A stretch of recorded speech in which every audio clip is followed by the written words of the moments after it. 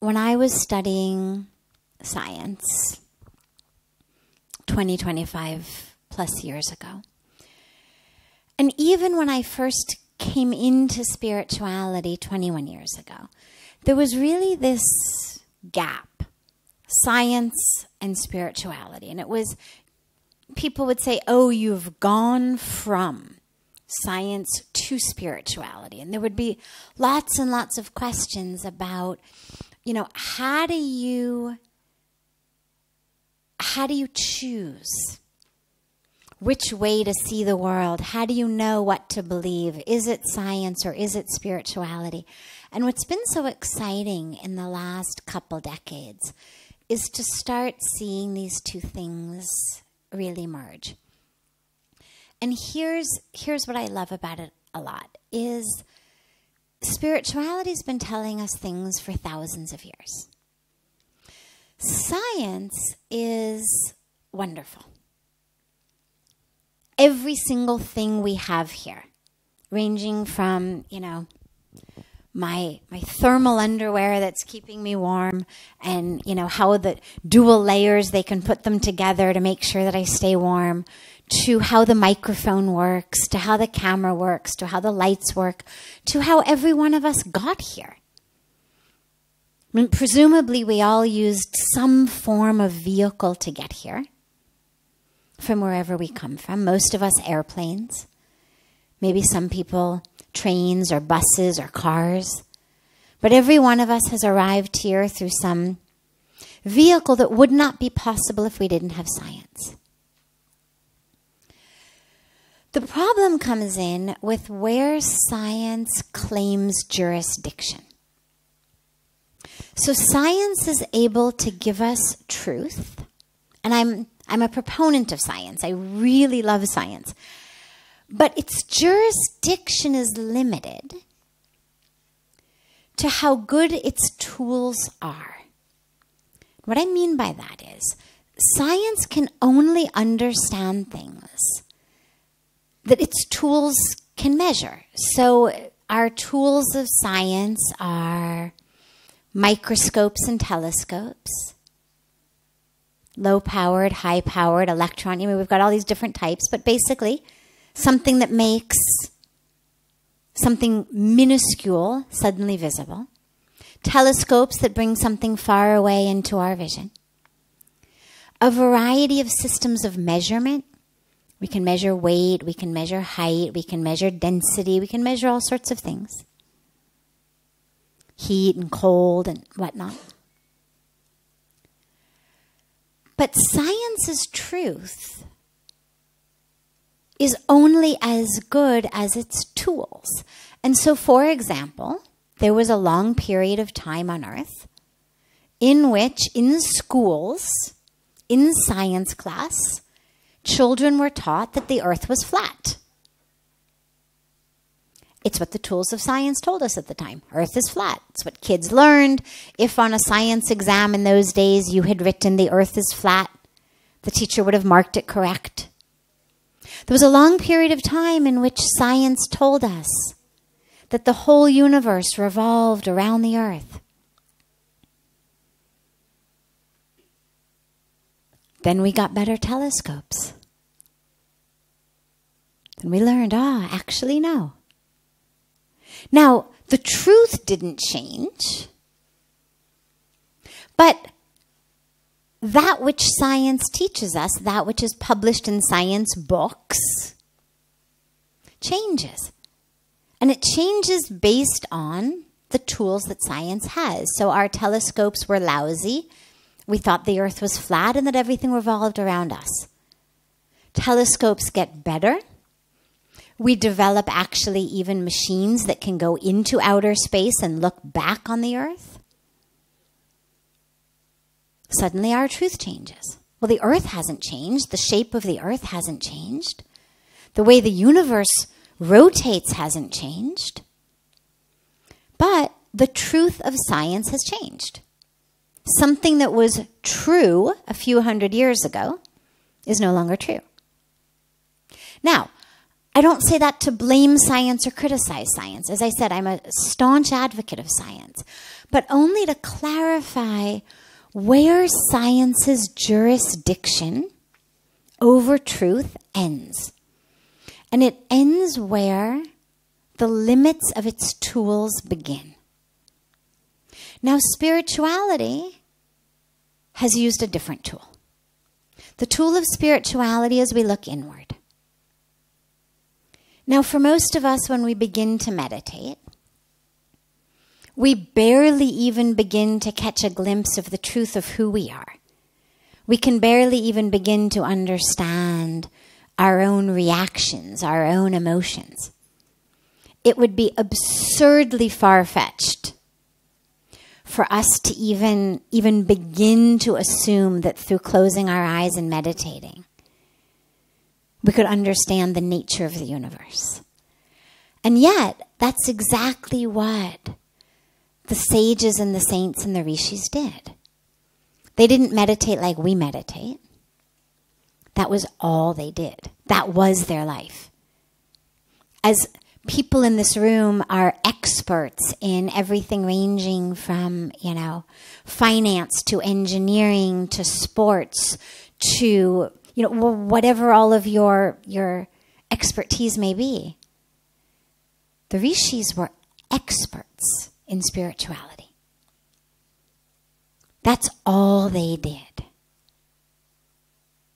And so by the time they were getting truth, they had opened up that channel into a collective body of knowledge that most of us just don't have access to. It's not that it's not there. It's just we don't have access to it. And a good way to understand this is if you look at the visual spectrum, for example, the color spectrum, the rainbow that we see. We begin with red and we go to purple, right? Red, orange, yellow, green, blue. But there's actually colors on the spectrum, ultraviolets, infrareds, that our eyes can't see.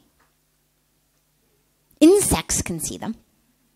If you've ever seen a picture of how a flower looks like to a bee, it's actually amazing. We think, God, how does the bee know where to go, how to get... Well, on the petals of flowers look like runways for bees. We look at a flower and we think yellow. Whole thing looks yellow to us. Or orange, or whatever color our eyes see it. But if you're seeing it from the eyes of bees who can see a much greater color spectrum, there's actually runways on the petals of these flowers directing the bees like airplanes straight into the center. Mosquitoes can see heat. Ever wonder how the mosquitoes know where to find you? They see heat. If you see a picture of what a human body standing, next to a table looks like to a mosquito, well, the table's all dark. The human body is lit up. And this is why the more you move, the more the mosquitoes come after you. Because as you move, your body's generating heat. And it's getting brighter and brighter and brighter for the mosquitoes. Now, I share all of this because to us, what we can see is what there is. If I can't see it, it doesn't exist. But when you have creatures who clearly are not more evolved than we are, who have access to such a greater visual spectrum than we do, then it at least gets our foot in the doorway of maybe there's stuff out there that we can't see. I mean, if bees can see things we can't see, and mosquitoes can see things we can't see, your cats can see things you can't see. They can see in the dark. They're nocturnal. They can see that spectrum. So could the rishis and sages, but instead of it being a visual spectrum of infrared and ultraviolet and heat, they could see truth. And some of that truth, science is just beginning to catch up with. I'll give you one of my most favorite examples. So a very fundamental spiritual teaching is you create your reality. Right? This is a really basic but crucial teaching, particularly of the Indian spiritual tradition. Puja Swamiji was speaking about it on the Ghat last night. I was speaking about it on the Ghat last night, of the power of thought. Not just to make our mood, it's not just what I think makes me happy or sad, but literally the power of thought to create our reality. So you think of that as a spiritual teaching. And yeah, we now have machines that I talk about that can measure your waves, but I'm actually going to go somewhere even deeper scientifically with this. In science, they used to talk about two different elements, two different aspects. Things were either particles, matter, or waves, energy. The material world was made up of particles and waves. This was basic physics. Slowly, as they watched it with better machines, better tools, as they watched particles and waves, what they found was that sometimes particles turned into waves, and sometimes waves turned into particles. And this was, part of when quantum physics started to take off as, wow, it's not actually quite as cut and dry, quite as black and white. It's not only particles and waves. We're watching waves turn into particles. We're watching particles turn into waves. Now this is, for those of you not super familiar with those terms, what we're talking is we're watching matter turn into energy. We're watching energy turn into matter. But then recently they've gone a step further. And they've identified something they call the observer effect. Now, this is not something out of spiritual teachings. This is something out of physics. And what the observer effect says is, actually, whether it's a particle or a wave can be determined, can be due to, not just the nature of this thing, but the person watching it. Now, this is so exciting that it literally gives me goosebumps even under my thermal underwear, because the fact that I could look at something and it could be a wave, and you could look at the same thing and it could be a particle, and that physics is now telling us this, is such an almost perfect overlap with what the rishis and the sages have said thousands of years ago. We create our reality. How you see it is how it is. And if on the most basic, fundamental, elementary level of matter and energy, who's looking, how long they're looking, is changing the very nature of the thing they're looking at. So then you say, well, is that science or is that spirituality? Right? Well, yeah, yes, and yes.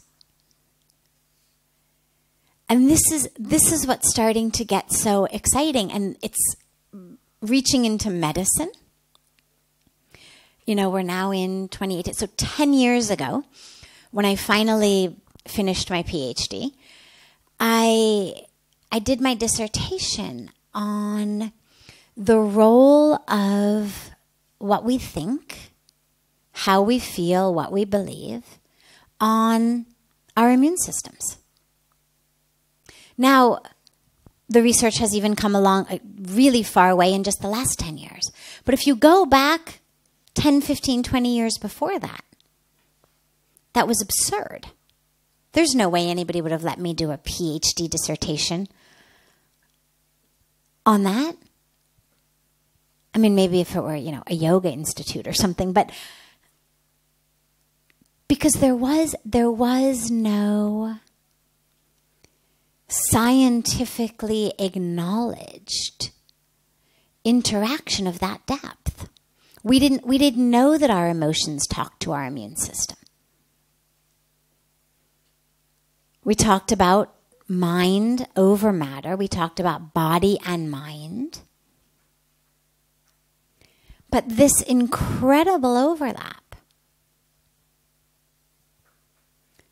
And now slowly, they're starting to actually give us the biological aspects of that. How does it work? Science just says it's there. Spirituality just says it's there. Science looks at how is it there. So we're now starting to see receptors, for example, on our immune system cells for emotional neurotransmitters, which is really exciting. So again, this is where they start to overlap. But I think the most basic element of it really for me is that as science's tools get better, the discoveries of science are coming closer and closer and closer to telling us what spirituality has been telling us for thousands of years. And on the one hand, that could make those of us who are spiritual people kind of annoyed, because you could feel like, well, yeah, finally. Right? These are people who are saying we're discovering this, and this is, some invention, and over here it's been written thousands of years ago. But actually, instead of feeling frustrated, it makes me really excited, because I don't have an attachment to why people embark on a spiritual path. I don't have an attachment to what their motivation or their agenda is. And if their agenda is because now the Mayo Clinic says that, meditating is good for your health, or it helps prevent heart attacks, and that's why they've started meditating, so be it.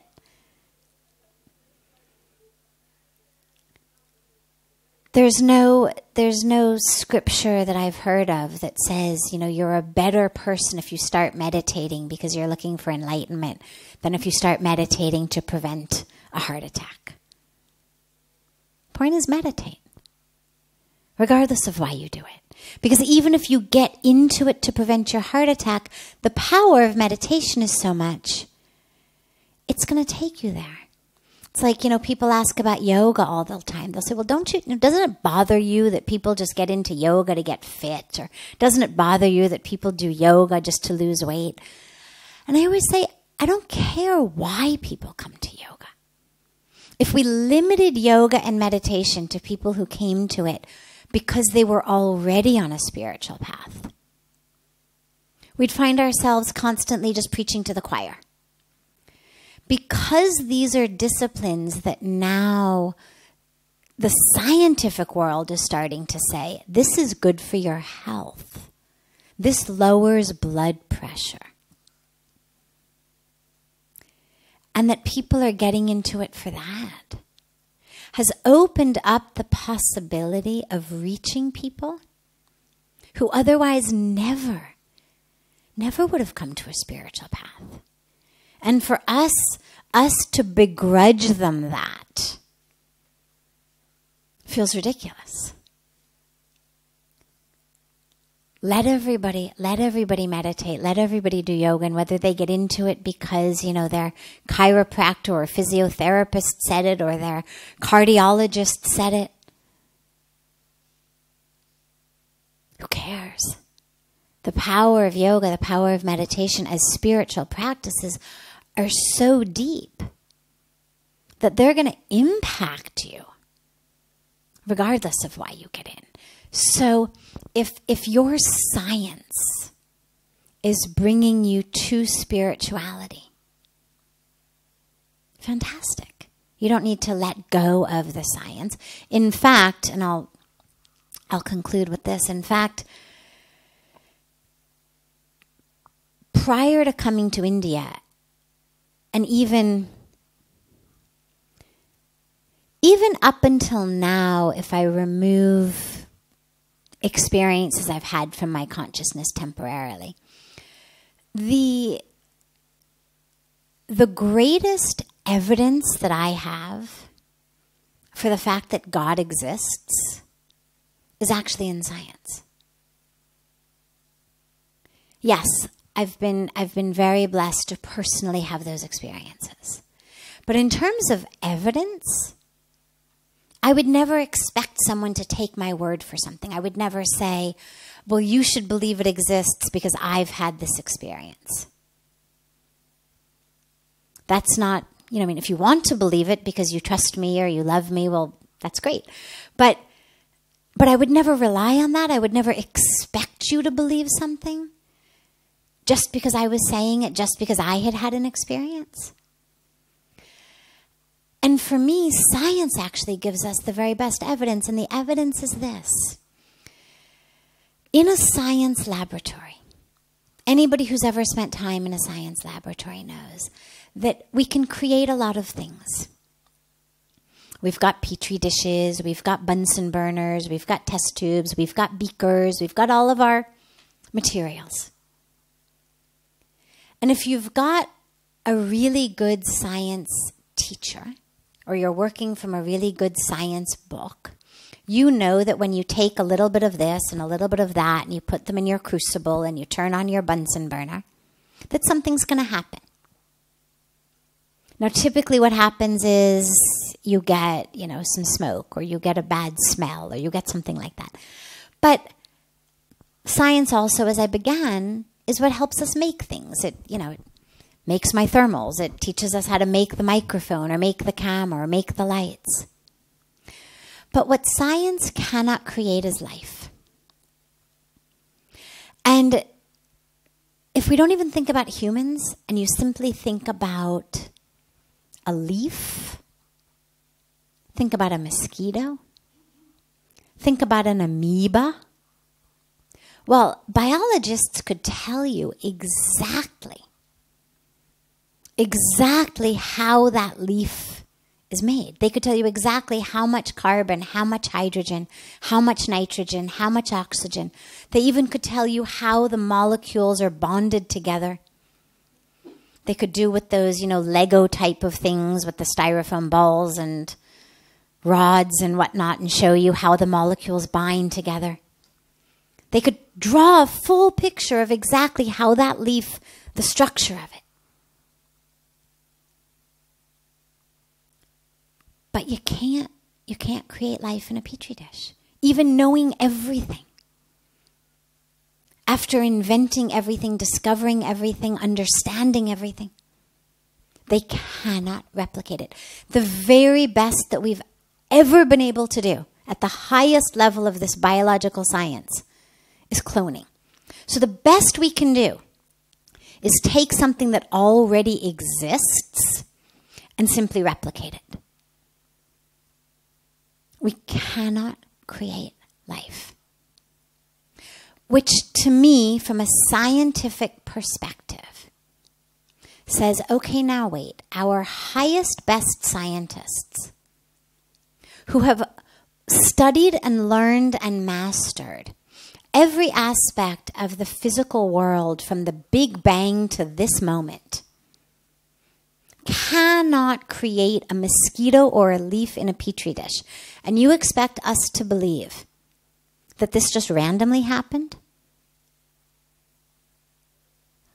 Like things just bounced off each other and it randomly happened, when even knowing what was bouncing off each other and at what speed and at what temperature, we still can't create it? In any of the best laboratories in the world? With any of our Nobel Prize winning scientists in the world? Not even once? Not even a spark of life that died 24 hours later?